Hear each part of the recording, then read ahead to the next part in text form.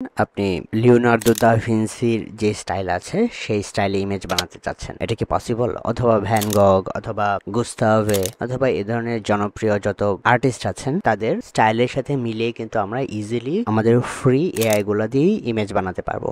খুবই সিম্পল। চলেন আমরা দেখি যে আসলে এটা কিভাবে কাজ করে।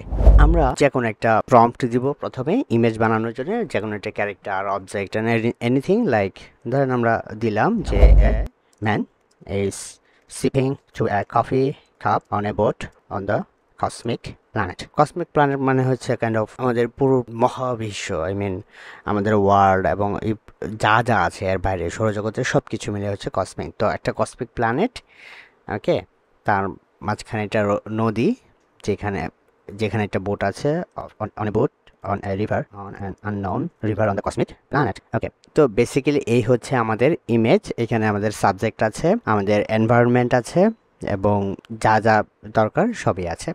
এখন এই ইমেজটা আমরা ক্রিয়েট করে দেখব বেসিক্যালি নর্মালি একটা প্রম্পট দিলেই কেমন ইমেজ দেখা যায়।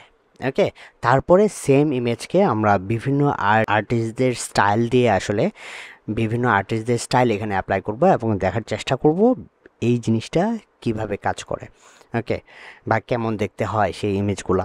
আমি জেনারেট করলাম, প্রম্পটটা দিলাম। এখন গ্রগ যেটা করবে সেটা হচ্ছে এটা জেনারেট করবে, কিন্তু সে আসলে এটা ডেসক্রাইব করছে। সো আমি এটাকে স্টপ করে আমি বললাম যে ক্রিয়েট দ্য ইমেজ নাও। ওকে, সে এখন ইমেজটা বানাবে। একটু ওয়েট করি এবং দেখি সে আসলে কি টাইপের ইমেজ বানায়। এই ইমেজটা অনেক সুন্দর হয়েছে। এখন আমরা যেটা বলবো যে পিক দ্য সেকেন্ড ইমেজ, এটা দিতে পারি pick the second image and apply some style of Van Gogh অথবা লিওনার্দো দা ভিঞ্চি। কিন্তু আমরা এটা করব না, আমরা যেটা করব সেটা হচ্ছে যে একদম যেহেতু এই প্রম্পটটা দিয়ে আমরা একটা ইমেজ বানালাম, সেম প্রম্পটটা দিয়ে দেখি সে প্রথম থেকেই আমরা ভ্যান গগ যেরকম আসলে কাইন্ড অফ ব্রাশ ওয়ার্ক বা ইমপ্রেশনিজমের একটা স্টাইল ইউজ করতো, তো এরকম একটা স্টাইল আমরা ইউজ করব এখানে।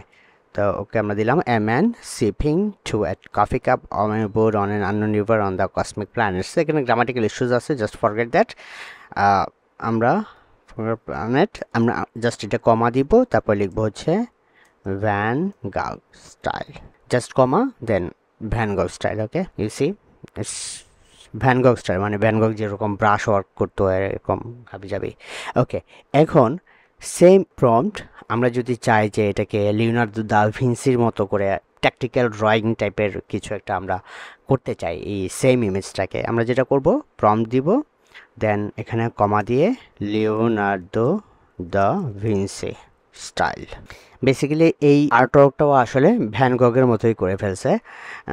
তো আমরা যেটা করব সেটা হচ্ছে অন্য আরেকটা ভ্যান গগের স্টারি নাইট, অনেক বিখ্যাত একটা স্টাইল, তো স্টারি একটা আর্টওয়ার্ক, তো স্টারি নাইটের একটা জিনিস এখানে আসলে ইমপ্লিমেন্ট করে ফেলছে। সো আমরা যেটা করব এখন কোপাইলটে যাব, কোপাইলটে গিয়ে সেমটা দিব এবং লিওনার্দো দা ভিঞ্চি স্টাইল দিয়ে দেখি যে আসলে সে কি জেনারেট করে। একটু ওয়েট করি। এই জিনিসটা থেকে আমরা যেটা শিখলাম সেটা হচ্ছে যে সেম সবসময় same tool all the time আপনাকে পারফেক্ট জেনারেশন করে দিবে না, পারফেক্ট আউটপুট দিবে না। So you always have to switch, I mean like from one tool to another and then another one.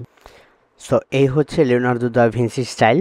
Kind of আমরা মোনালিসাকে যারা দেখে অভ্যস্ত, মোনালিসার ছবিটার যে স্টাইল মোটামুটি ওই ধরনের একটা ড্রয়িং, এখানে ওই ধাঁচের একটা ড্রয়িং, তার মানে হচ্ছে লিওনার্দো দা ভিঞ্চির যে স্টাইল সেই স্টাইলটা এখানে অ্যাপ্লাইড হয়েছে।